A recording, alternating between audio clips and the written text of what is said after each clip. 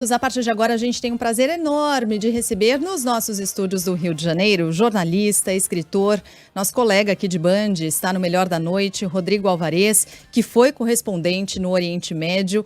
Conversou com a gente aqui, mas foi numa programação de feriado no último dia 12 e foi um papo que os ouvintes elogiaram demais, Rodrigo. Então a gente tem a honra de te receber aqui mais uma vez, conversando agora conosco em rede nacional. Bom dia para você, obrigada, viu? Bom dia, Sheila, obrigado por me receber. Bom dia, Carla. Bom dia a todos que nos acompanham. Tá aí um cara que conhece tudo da história desse conflito e deste momento especificamente, né? Desse conflito tão sangrento, o mais sangrento na faixa de Gaza nos últimos 50 anos, depois do atentado terrorista promovido pelo Hamas em Israel, que é o segundo maior atentado terrorista aqui da nossa era. Rodrigo, eu vou começar perguntando um pouco da sua experiência, né? Você esteve por lá, foi em 2014, queria te ouvir um pouco sobre essa sua vivência. Sheila, eu vivi 4 anos lá, mas foi 2014 o pior momento, né? Foram 50 dias de guerra, que até então tinha sido a pior guerra entre o Hamas e Israel. Eu estava escutando a Mônica Bergamo falar de Ramallah, e em Ramallah eu vivi um momento muito tenso em que eu senti a minha vida ameaçada uma vez, quando justamente durante a guerra em Gaza havia protestos. É mais ou menos o que está acontecendo agora, o relato, né, com a pessoa que a Mônica conversou de lá, é parecido com o que acontecia naquela época, porque havia manifestações de palestinos da Cisjordânia contra a guerra em Gaza, defendendo os direitos dos palestinos de Gaza. Eu estava nessa manifestação, acompanhando, e estava no lugar indicado para que a imprensa ficasse, que é justamente fora da linha de tiro. E testemunhei o momento em que soldados israelenses atiraram com munição de verdade, matando 4 palestinos naquela manifestação. Era uma manifestação até então pacífica e, obviamente, depois disso deixou de ser. E eu fui alvo também ali, naquele momento, Sheila. Eu estava com uma pessoa que me apoiava lá na Palestina, a gente chama de fixer, né? Uma pessoa que te ajuda a andar pelos lugares complicados, que te traduz o árabe. Então eu e ela fomos alvos. O exército israelense, depois, ou no mesmo momento em que estava atirando contra os palestinos, atirou contra a imprensa bombas de gás lacrimogênio, e mesmo com máscara todo mundo passou muito mal. Eu tive que sair correndo, a imprensa esvaziou o local. E foi justamente naquele momento ali que a situação ficou muito mais grave. Então, quando a guerra começa ali, não tem mais racionalidade. O que a gente está vendo já desde o primeiro dia, né, porque essa guerra já começa com um ato terrorista, então ela começa diferente das outras, ela já começa com um nível de violência muito mais alto, significa que a barra não vai baixar tão cedo. Quando começa isso, os dois lados perdem qualquer medida do razoável. A gente começa realmente a ver atrocidades, inclusive cometidas contra a imprensa. Já tem, se eu não me engano, tem mais de 10 jornalistas mortos nessa guerra, não me lembro o número exato agora. E a gente está vendo em Ramallah que não tem nada a ver, em tese, com Gaza, porque está lá do outro lado, mas tem a ver, porque tem também militantes do Hamas lá, obviamente, é como um partido político que tem seguidores em diversos estados brasileiros. Tem um grupo que é também um partido político, porque governa Gaza, que tem seguidores na Cisjordânia. Então Israel está agora indo atrás desses seguidores, mas também é óbvio que Israel está querendo calar as manifestações que acontecem na Cisjordânia, que é muito perto, né? Ramallah está a uma distância de poucos quilômetros de Jerusalém. Ainda que os palestinos não possam passar, a maioria não tem autorização, e não é só em tempo de guerra, normalmente não podem passar, não é agora só.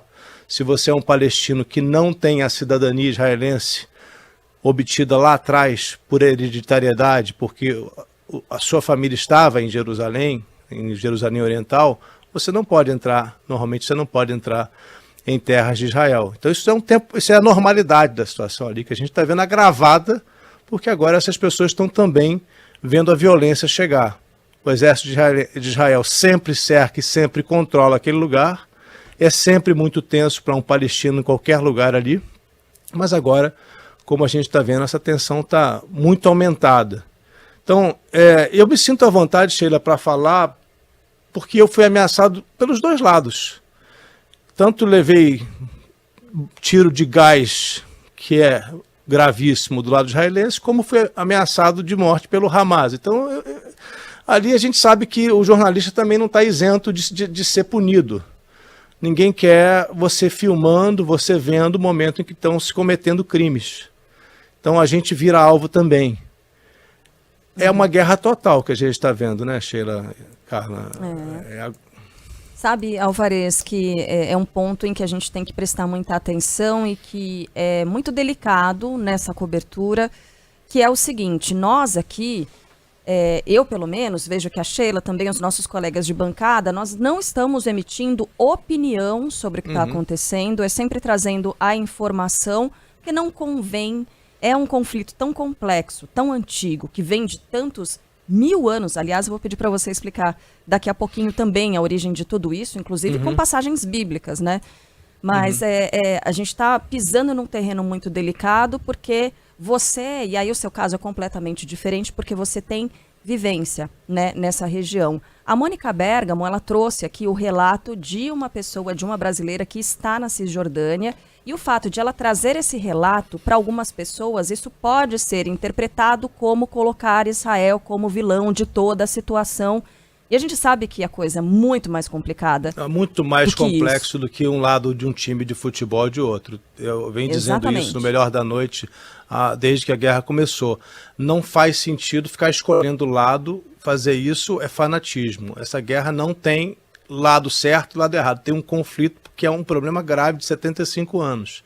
Se a gente acha que vai tomar um partido de Israel, vai tomar um partido da Palestina, vai sempre cometer erro. A gente tem que realmente, como você falou aí, analisar, e para analisar tem muitos elementos que a gente pode usar para analisar. Mas tomar lado como time de futebol é grave. Agora, Carla, você sabe que a gente está vendo os países tomarem um lado. Isso é uma coisa que está sendo marcante nessa guerra. Os grandes, especialmente as grandes potências, estão se sentindo obrigadas a tomar um lado. A visita do primeiro-ministro britânico hoje tem uma sinalização muito forte de tomada de partido, de tomada de lado para Israel. A visita do Biden, que foi um fracasso na realidade, né, porque ele esperava sair de lá como um mediador e saiu como um amigo de Israel, que ele já era antes, porque ele não conseguiu ser recebido pelo Mahmoud Abbas. Ele não conseguiu se encontrar com o rei da Jordânia, ou seja, o clima não está para os Estados Unidos agora mediarem nada. A gente está vendo também um outro lado que eu acho muito preocupante, que começa a escalar, né, uma tensão, que é Rússia, China e Irã, que já vinham se alinhando desde a guerra da Ucrânia, estão vendo nisso uma grande oportunidade. Há uma oportunidade para a Rússia, China e Irã desestabilizarem o mundo ocidental. Eles estão vendo uma grande chance, o Irã, maior inimigo de Israel, grande inimigo dos Estados Unidos, grande oportunidade para eles de desestabilizarem Israel, e estão jogando com isso. Então, quando a gente fala, né, não vamos tomar lado, não vamos ser torcida de futebol, por outro lado, os países já definiram há muito tempo seu lado nessa guerra. Então, as grandes forças têm objetivos claros. Por um lado, o que a gente está vendo? Tentaram fazer um cessar-fogo, mesmo que temporário, isso não vai ser aprovado. É óbvio que não vai ser aprovado, vai sempre ter o veto dos Estados Unidos. Porque Israel tem agora 2 objetivos muito claros. Primeiro, fundamental, é resgatar mais de 200 reféns. A gente tem que lembrar aqui que, uns 15 anos atrás, 2006, 2007, um soldado, Gilad Shalit, que foi sequestrado, foi trocado por 1.027 soldados do Hamas. Um israelense trocado por mais de 1.000 palestinos naquela época. Então Israel não vai abandonar 200 agora, nem que tenha que trocar por muita gente. Esse é um objetivo. O outro é, claro, declarado desde o começo por Netanyahu, que é exterminar o Hamas. Então, de um lado, você tem Estados Unidos, Reino Unido, as potências ocidentais, a França vai começar a se manifestar com mais força agora. E do outro lado, Rússia, China e Irã. O lado ocidental quer que essa guerra se prolongue, porque precisa deixar Israel cumprir seu objetivo. Israel foi atacada ferozmente, foi ela agredida dessa vez. É o maior ataque de judeus, o maior número de mortos judeus desde o Holocausto num único dia. Isso não vai ficar impune, isso é um ataque muito feroz para um povo. A gente tem que entender que há um desejo de reação israelense muito justificado. Então as potências que apoiam Israel querem deixar a guerra continuar mais um tempo, até que Israel possa atingir seus objetivos. Resgatar os sequestrados e exterminar o Hamas, acabar com o Hamas. Por outro lado, China, Rússia e Irã estão fazendo o possível para acabar logo com isso. A gente está vendo a movimentação da China, especialmente querendo acabar logo. Agora, o Irã é o fator mais preocupante aí, porque ele manipula algumas marionetes naquela região. Então tem o Hezbollah, que é um representante do Irã, que está ali todo dia dizendo que está vivo, pronto para atacar, jogando bomba, trocando tiros com Israel. Você tem milícias iraquianas e sírias prontas para atacar pelo lado da Síria, que faz fronteira com Israel também. E você tem lá no Iêmen os inimigos da Arábia Saudita, os Houthis, que têm equipamentos, têm mísseis que dizem serem capazes de atingir Israel. Então você imagina o que está se montando, e o Irã ontem exibiu na programação da televisão estatal lá, né, uma ditadura, a gente tem que lembrar que o Irã é uma ditadura religiosa e intolerante, exibiram na TV estatal como é que seria esse ataque. E esse ataque seria dessa forma, um ataque coordenado, um cerco a Israel com todas as forças que são apoiadas pelo Irã. Então, a guerra está se desenhando um pouco mais longa do que qualquer um gostaria. Porque são muitos os atores envolvidos, esses aqui citados pelo Rodrigo. Vou fazer uma pausa rápida. O Rodrigo Alvarez, jornalista, continua com a gente, mas o Sandro Badaró está aqui no estúdio porque tem informação de um novo bombardeio agora em Gaza. Conta os detalhes pra gente, Sandro, por favor. Exatamente, na cidade de Han Yunis, lembrando, é onde está parte dos brasileiros que aguarda, né, a liberação da fronteira com o Egito para retornar ao Brasil. Hassan Rabi, que vem falando com a Band News FM desde o início desse conflito, acaba de mandar pra gente imagens, um bombardeio muito perto de onde estão os brasileiros. Agora, bombardeio agora, ao lado da casa, agora. Não existe um lugar seguro no faixa do Gaza. Estou na cidade do Han Yunis, não existe lugar seguro, ao lado da casa. Para quem não está na nossa live, parece a 1-2 quadras, não dá para precisar a distância, uma coluna de fumaça muito alta, e o Hassan conta então, ele vem falando essa frase, né, repetidamente: não existe lugar seguro em Gaza. E rapidinho, a Reuters acaba de informar que máquinas para reparo da estrada que liga a cidade de Rafah à fronteira com o Egito acabaram de chegar, e existe a possibilidade de que algum representante da ONU esteja amanhã na fronteira para anunciar um plano de entrada de ajuda humanitária em Gaza. Não há qualquer informação de saída de civis. Obrigada, Sandro. Vamos seguir aqui com o Rodrigo Alvarez. Em instantes, novas informações sobre esse bombardeio. A gente volta a fazer contato em instantes com os brasileiros ali em Gaza. Rodrigo, o balanço divulgado ontem, um relatório das Nações Unidas para a Coordenação de Assuntos Humanitários. Ontem, esse relatório apontou 8.000 residências até aqui destruídas em Gaza, 27 hospitais, importante que se diga, ou centros de saúde. Dentro desse número não está o hospital Ahli Arab, que foi aquele motivo, inclusive, de uma discussão sobre quem teria provocado aquela explosão. Israel acusando a Jihad Islâmica nega, o Hamas diz que foi Israel, enfim, talvez essa verdade a gente nunca conheça. Pois é. E 167 escolas. E aí você mencionou os reféns, né? Quando a gente olha para esses números aqui, 167 escolas, 27 hospitais, 8.000 residências, o Exército de Israel tem atuado de maneira a não necessariamente poupar esses lugares, e vai se utilizar do argumento de que esses espaços são utilizados muitas vezes pelo Hamas para se abrigar, inclusive naqueles lugares que, em teoria, seriam de maior segurança. O quanto isso pesa contra o exército de Israel nesse momento, esses números aqui, e indicam uma opinião pública que começa a se opor muito mais a Israel?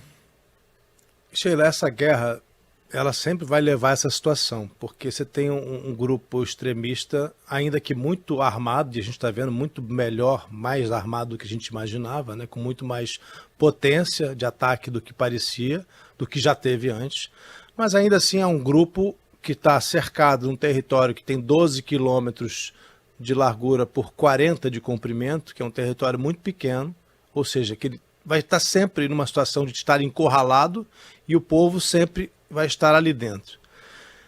Então sempre essa guerra vai pesar nas costas de Israel. E aí a gente tem que entender a dificuldade de Israel. Israel colocou como objetivo caçar aqueles que atacaram o seu povo. É um ataque legítimo, é um contra-ataque. Então Israel tem legitimidade para fazer o que está fazendo e caçar os extremistas, os terroristas, os militantes do Hamas em Gaza. Mas o Hamas vai fazer o que sempre fez, que é usar a população como escudo. E essa população vai estar também em hospitais, vai estar em escolas, e a gente tem relatos de outras guerras que o Hamas usa realmente essas instalações para se esconder, para esconder armamentos. Então, como é que a gente vai julgar nesse momento o que pode e o que não pode ser feito? A guerra passou do limite do razoável e essa guerra sempre passa do limite do razoável. Quando é que a gente vai ver essa situação mudar um pouco, Carla e Sheila? É o momento, como aconteceu em 2014, é o momento da entrada por terra. É aí que a guerra, primeiro, fica mais ainda pesada, porque a gente começa a ver confrontos pessoa a pessoa, homem a homem, mas também a homem soldado contra civil, porque todo civil se torna uma ameaça para o soldado. A gente tem que entender que isso é um fato, né? Qualquer civil pode estar armado com bombas, pode estar pronto para disparar, você não sabe mais quem é que é civil e quem é soldado, quem é que pode te atacar ou não. Então essa guerra vira uma guerra total e fatalmente, para a desgraça humanitária, para o nosso lamento, para a tristeza do mundo, vão continuar morrendo muitos e muitos milhares de civis palestinos. Se a gente lembra de outras guerras, em 73 foram mais de 20 mil mortos, aí contando soldados dos países árabes e também civis. A gente está chegando a 3.500. Esse número vai crescer muito. No momento de uma invasão por terra, a gente deve esperar muito mais mortes ainda. Então, de novo, a gente volta para aquela situação que tem dois povos que são inimigos há 75 anos, as razões estão perdidas na história, a gente já tem um presente, um status quo estabelecido há muito tempo de um conflito aparentemente sem solução, e as potências mundiais que poderiam resolver esse conflito também estão em confronto. Também há um sério problema entre as potências do Ocidente e as potências autoritárias representadas aí por China, Rússia e Irã, que estão vendo aí nessa guerra uma grande oportunidade também de rearrumar a ordem do mundo, enfraquecer o mundo ocidental que se fortaleceu lá na Segunda Guerra Mundial.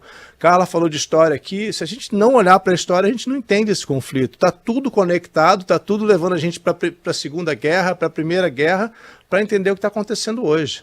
Conta pra gente, então. O Rodrigo Alvarez, ele tem feito, né, reportagens incríveis num quadro chamado Antimatéria, subverte um pouco a ordem da exposição de informações, de ideias, para explicar alguns conceitos que muitas vezes ficam perdidos assim no nosso dia a dia.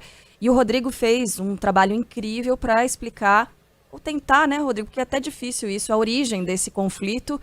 E isso te levou a 5.000 anos, né, atrás. Há 5.000 anos atrás, desculpa, essa construção terrível, mas enfim, te levou 5.000, te transportou para 5.000 anos atrás na nossa história, né? A gente olhar para a história, Carla, não quer dizer que a gente explica, né? A gente consegue entender melhor, né? A história é fundamental, especialmente nesse caso. Quando você fala em 5.000 anos, a gente tem que voltar realmente, porque há uma discussão de quem é o dono da terra, lembrando que esse é um conflito por terra, não tem nada a ver com religião. Essa confusão de disputa por terra nesse lugar, que a gente hoje chama de Israel e Cisjordânia e Gaza, né? Esse lugar um dia foi chamado de Palestina, mas esse lugar um dia foi chamado de Canaã. A gente conhece essa história da Bíblia, né? Do Antigo Testamento, a Bíblia judaica, que é a terra, segundo a tradição judaica, a terra prometida a Abraão por Deus. Isso a gente está falando de quase 4.000 anos atrás. Então ali tinha um povo, antigamente, tinha um povo chamado cananeu. A chegada dos judeus ali não é uma chegada pacífica, na verdade dos hebreus que antecederam os judeus. E há guerras desde o começo. Quando é que os judeus de hoje, né, que eles... A que época a gente remete, né, a primeira vez que eles realmente conquistaram tudo daquele lugar, criando o Reino Unido de Israel, foi na época do rei Davi. Não é à toa que o rei Davi é tão amado, porque esse rei unificou as tribos de Israel e fez ali um Reino Unido que durou pouco tempo, durou só 3 reinados, e logo em seguida começaram as reconquistas. Então é uma terra que sempre foi trocando de mãos, mas houve uma persistência muito grande dos judeus ali, até que aí a gente chega ao tempo de Jesus. No tempo de Jesus, os romanos tinham ocupado Jerusalém e toda aquela terra, e os romanos começaram a sofrer uma grande resistência do povo judeu. Sempre foi um povo muito valente, que brigou muito por poder se governar, né, por sua autonomia. E no tempo de Jesus, primeiro a gente não pode se esquecer que a crucificação de Jesus ela só existe como uma condenação de alguém acusado de rebeldia contra Roma. Então, no contexto histórico, do ponto de vista do Império Romano, a morte de Jesus se insere num contexto de revoltas judaicas contra uma ocupação externa, que era a ocupação romana. E depois dali, no ano 70, pouco depois de Jesus, os romanos perderam totalmente a cabeça e perderam a paciência com tanta revolta dos judeus que não queriam ser dominados, que destruíram tudo, fizeram o primeiro holocausto. O imperador Vespasiano mandou o filho dele, o general Tito, até lá. Esse general Tito, todo judeu conhece esse nome, detesta esse nome, com razão, porque ele destruiu Jerusalém e matou mais de 1 milhão de judeus. Fez um cerco a Jerusalém, deixou Jerusalém sem comida, deixou Jerusalém sem água, e as pessoas começaram a se atirar também dos muros, né, se matando para não serem mortas, e depois houve a invasão, mais de 1 milhão de mortos, e ali começou uma diáspora, que já tinha havido uma primeira, mas começou uma diáspora que levou à situação que a gente tinha até mais ou menos a Primeira Guerra Mundial. Você vê como é que a história se completa. A gente acha que está vivendo um período isolado, mas tudo está conectado com a história. Então, os judeus que saíram quase 2000 anos atrás começaram a querer voltar no final do século XIX, começaram o chamado movimento sionista, um movimento de retorno às terras.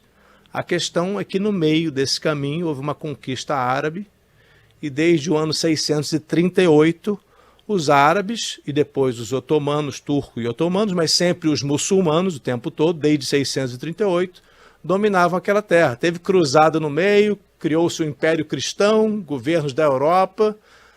Os árabes reconquistaram com Saladino, que para eles é um grande herói, é um grande guerreiro, um herói árabe, um herói muçulmano. Retomou Jerusalém em 1187 e desde então essa terra é dos árabes. Isso só vai mudar na Primeira Guerra Mundial, quando as forças ocidentais vencem a Primeira Guerra. França e Reino Unido fatiam aquela região do Levante, que inclui também Síria, Líbano, tudo que está ali em volta. E o Reino Unido fica com a Palestina, chamada Palestina por causa dos romanos lá atrás, né? Ainda não era essa Palestina de hoje. É uma referência ao povo filisteu, que viveu lá antes, que não é esse povo palestino de hoje, tá? Não tem nada a ver esse nome vem lá de trás. Então, quando os britânicos tomam conta da terra, começa um movimento muito forte, mais ainda do que já existia, de volta dos judeus, porque tinham apoio da rainha. Mas há uma declaração, Carla, muito importante, que todo mundo que estuda esse conflito tem como um dos pontos, um dos marcos, né? Que é a Declaração Balfour, em que a rainha da Inglaterra, que naquele momento colonizava essa região toda, que hoje é Israel e Palestina, o rei da Inglaterra, George V, reconhecia o direito dos judeus de voltarem, de criarem assentamentos, ou seja, de terem terras no que hoje é Israel, mas dizia que só poderiam fazer isso se não desrespeitassem o povo que já vivia ali e que permitissem que eles continuassem tendo a religião deles, praticando a religião deles. Até que vem a Segunda Guerra, isso não se concretizou, né? Os judeus continuaram indo para Israel, mas ainda sem um Estado definido, até que depois do Holocausto de Hitler, depois do massacre de 6 milhões de judeus, aí quando se criou a ONU decidiu rapidamente criar o Estado de Israel para dar um lar para aquele povo que tinha sido tão perseguido e massacrado na Segunda Guerra. Houve um ensejo internacional, então, para se a questão é que estabelecer. Diga. A questão é que não se resolveu bem, esse é o problema. Nós estamos pagando hoje porque a ONU não fez isso bem feito.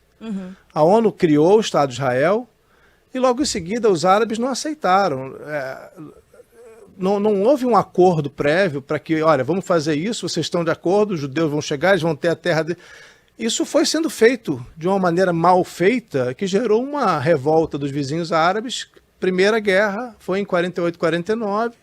Aí já começa, você tem várias guerras, né? Você tem 4 grandes guerras entre árabes e israelenses, unindo diversos vizinhos. Depois entra numa era de tentativas de acordo de paz. A gente já era nascido quando aconteceram algumas dessas, né? E agora tem 10 anos quase que não tem nem negociação de paz, porque ninguém está vendo saída.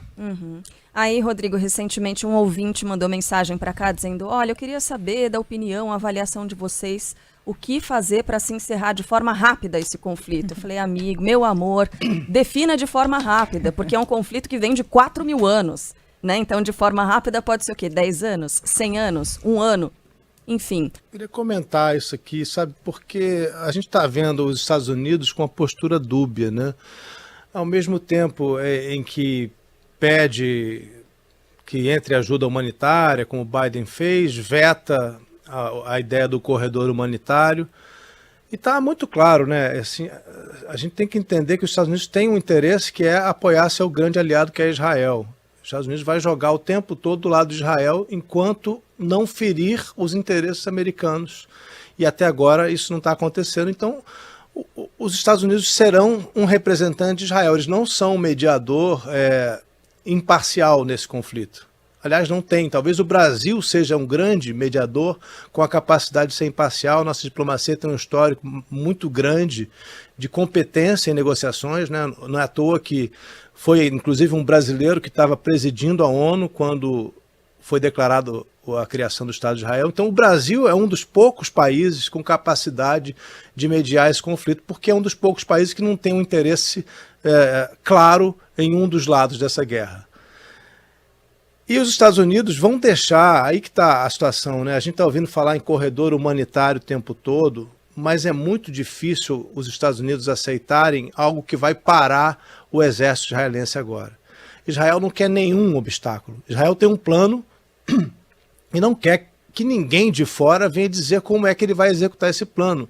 Se sente no direito, e de fato tem uma razão muito bem justificada, foi atacado violentamente, de maneira cruel, e quer vingar esse ataque exterminando o Hamas. Então é muito difícil a gente pensar que os Estados Unidos vão apoiar alguma coisa que pare essa guerra por enquanto. Eles vão deixar correr. Faz parte, é o papel do mundo e a gente gostaria e quer que esse corredor humanitário aconteça. Mas, pelo menos, a gente vai ver os Estados Unidos adiarem isso o máximo possível até que Israel possa fazer o que pretende. Interessante essa sua fala sobre o Brasil conseguir, ou estar tentando e talvez conseguir essa posição de mediador, né? E conseguir algum resultado. O Brasil tem respeito, o Brasil é respeitado mundialmente. Qual era a sua percepção durante o seu período lá no Oriente Médio, Rodrigo? Quando você Incrível falava para israelenses e reputação. para os palestinos, que você é brasileiro, qual era a reação? Bom, para o povo, a reação melhor possível sempre. Amam os brasileiros, tanto que eu tinha sempre, em qualquer coisa que tivesse mochila, boné, o que fosse para levar para um campo desses, eu estava sempre com a bandeira do Brasil. Mas quando a gente vai para o campo diplomático, é muito importante ver dos dois lados um respeito pela diplomacia brasileira. A nossa diplomacia é altamente qualificada e tem um histórico de competência reconhecido. Então, eu espero, e estou vendo, né, o Brasil tomando a dianteira, assumindo papéis importantes nisso, e acho que nesse encontro no fim de semana no Egito, o Brasil pode, mais uma vez, ser relevante. Rodrigo, a gente tem visto imagens de guerra são sempre assombrosas, né? Mas em particular nessa aqui, me parece que a quantidade de crianças, adolescentes e mulheres envolvidas entre os mortos civis palestinos tornam a coisa ainda mais assombrosa, né? A gente está falando de uma população que tem quase sua metade jovens, adolescentes de até 18 anos, 45% têm até 14 anos de idade. Então, quando a gente vê as imagens dos civis, são imagens de dezenas e dezenas de crianças e mulheres, né? Então, torna a coisa muito difícil de enxergar. E aí a gente faz aquele exercício de lembrar tudo o que aconteceu no ataque terrorista em Israel e que há 200 reféns nas mãos do Hamas nesse momento, e entre esses reféns, crianças e mulheres, o que torna tudo muito sensível, o que torna tudo muito delicado. Mas quando eu vejo essas crianças na Palestina, e eu estava vendo imagens de uma criança que perdeu os pais, perdeu irmãos e, portanto, é órfã de guerra, né? Como é que essa criança cresce dentro da Palestina? Quais são as chances reais de Israel conseguir eliminar o Hamas, considerando que o Hamas é mais do que um grupo terrorista, embora a ONU assim não o considere, mas é um grupo que representa uma ideia, um sentimento, uma ideologia, que ainda que com o fim desse grupo, permanece. Essa criança, por exemplo, tem chance de entrar para um grupo como o Hamas e, eventualmente, com outro nome até esse grupo? Fortalece o Hamas no final das contas? Eu acho que não, Sheila. Eu acho que é muito provável que o Hamas saia enfraquecido dessa guerra, a menos que acontecesse de conseguirem parar Israel, de impedirem Israel de levar o plano adiante. Quando você fala das crianças e adolescentes palestinas, eu acompanhei alguns projetos enquanto eu vivi lá, alguns projetos que tentavam aproximação. Existem muitos, né, pessoas ou instituições que tentam criar convivência, né, entre os povos, para ver se alguma coisa de positiva sai disso. Tem até escolas que são misturadas de propósito para gerar sementes de paz. Mas a realidade é que você vê que esses projetos estão sempre muito frágeis, porque a qualquer conflito, como não precisava ser tão grande quanto esse, a qualquer outro conflito menor, as situações se quebram. Essas tentativas são frágeis, né, de você semear a amizade entre os dois povos ali. Então as crianças realmente vão crescendo acostumadas a jogar pedras nos soldados israelenses. A gente vê muito cedo os meninos palestinos nas ruas, 10, 12 anos, já tirando pedra em soldados israelenses. Essa situação só vai aumentar. E a tendência é que muitos vão acabar se radicalizando e entrando para esses grupos. Hoje a gente tem ali a Jihad Islâmica, inclusive foi acusada por Israel de ter sido ela que lançou o míssil, né? Ela foi acusada de ter lançado aquele míssil que falhou, que segundo Israel teria falhado e caído no hospital. A Jihad Islâmica é ainda mais radical do que o Hamas. Então, imagina o que pode acontecer caso o Hamas seja exterminado. Será que surge um governo da Jihad Islâmica? A maior pergunta, né, uma das perguntas, são muitas, mas no campo político daquela região é o que fazer para substituir o Hamas. Israel estaria disposta a ocupar Gaza novamente? Israel já ocupou Gaza por muito tempo, depois da Guerra dos 6 Dias, e saiu em 2005. Saiu porque percebeu que era um barril de pólvora muito complicado para manter seu povo lá dentro e até mesmo manter soldados. A conclusão na época, Ariel Sharon, a conclusão era de que era melhor sair para poder atacar um território que não tivesse israelenses quando precisasse, porque era radicalizado demais. Então agora essa é a grande questão. O que Israel está pensando em fazer? Vai tirar o Hamas e vai colocar o que no lugar? Teve um tempo em que o Egito ocupou Gaza, bem lá atrás, depois já da criação do Estado de Israel. O Egito não tem interesse em se meter nisso. A gente está vendo, gente, talvez a postura até agora mais preocupante, mas também é justificável, é do Egito, porque o Egito não está abrindo as portas porque não quer, não é porque tem estrada quebrada, não é porque teve uma danificação na fronteira, a gente não vai acreditar nisso, né? Quando você precisa passar, você abre a porteira e passa todo mundo. Qualquer buraco de cerca passa as pessoas. Não tem essa de estrada quebrada para sair pessoa. Para entrar caminhão pode até ser, mas para passar um povo desesperado com medo de bombas, eles passam por qualquer lugar. Eu acompanhei os refugiados da Síria por milhares de quilômetros até chegar da Síria à Alemanha. Eu fiz esse trajeto acompanhando eles e eles passam por onde tiver que passar. Essa desculpa não existe. O Egito não pode nesse momento receber 1 milhão de pessoas em seu território, que vai criar um caos no Egito. Então, o corredor humanitário que se fala é para levar ajuda, Mas como é que você tira esse povo de lá? Você tira e leva para onde? Esse povo já é um povo refugiado. O povo de Gaza é um povo que saiu de outras áreas dessa terra que hoje é o Estado de Israel, da Cisjordânia, mas especialmente de Israel. Na época da criação do Estado, na época das guerras, eles foram se refugiando em Gaza. E daí esse caldeirão, porque saiu gente que perdeu casas em diversos lugares, que foi sendo expulsa da sua terra e se juntou ali em Gaza para criar uma nova terra que é uma terra de ódio. Então a grande questão, o que fazer para governar Gaza? Quem vai governar Gaza depois dessa guerra, se o Hamas for realmente destruído?